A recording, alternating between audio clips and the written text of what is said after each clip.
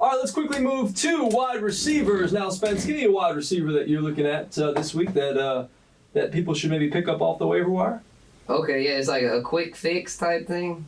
Sure, just somebody that you would like for somebody to pick up off the waiver wire, or you would do yourself if you were looking for a wide receiver. Yeah, it's like I got a lot of guys. I'd say I'll do I'm trying to do. I do long term or quick fix. Well, I'll do somebody that's kind of both. Okay. He's somebody I actually have this guy in a lot of leagues, but yet he doesn't get any love. Is Laviska Shenault. I feel like he's a good guy to own moving forward, being that he's established a role in their offense. And for this week, has a great matchup going against Detroit, one of the worst secondaries in the NFL.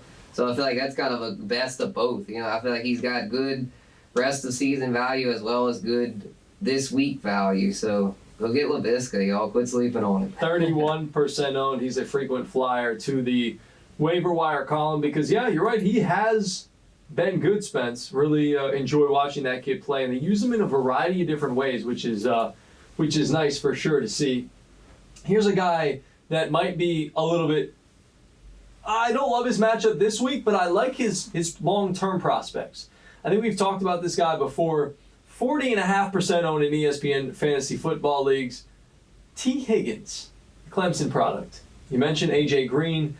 Not quite right, hasn't really fully recovered, has been a little bit banged up. He's been good this year, and he's really developed into that number 2 role next to Tyler Boyd. Tyler Boyd has taken that role to be that number 1 wide receiver.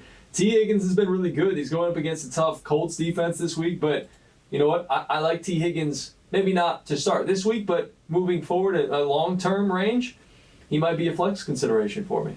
Yeah, for sure. Yeah, with Green, the aging, you know, and Boyd, I mean, Boyd's solid, but he's no, like elite number 1 receiver. Higgins by season's end could have that role all by himself. Not all by himself. You know, he might. I think he'll be the big dog there. He'll be the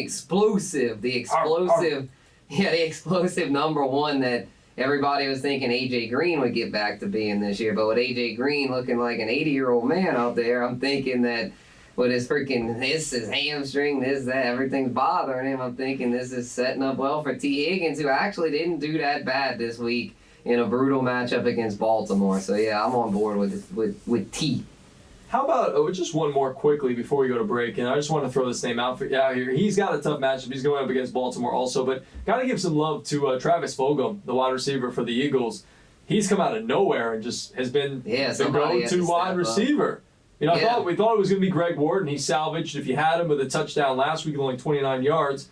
But Fulgham has been the guy for Carson Wentz with Alshon Jeffrey and Deshaun Jackson and Dallas Goedert out. So Travis Fulgham is somebody to watch. He is very much available on any and all waiver wire you want to go to or that you play on. Greg Lard, Spencer Urquhart here in the Fantasy Football Lounge, presented by Legends, right here on ESPN1420.com and the ESPN1420 mobile app. I'm not even going to bother with tight ends. We're going to take a break. We'll come back.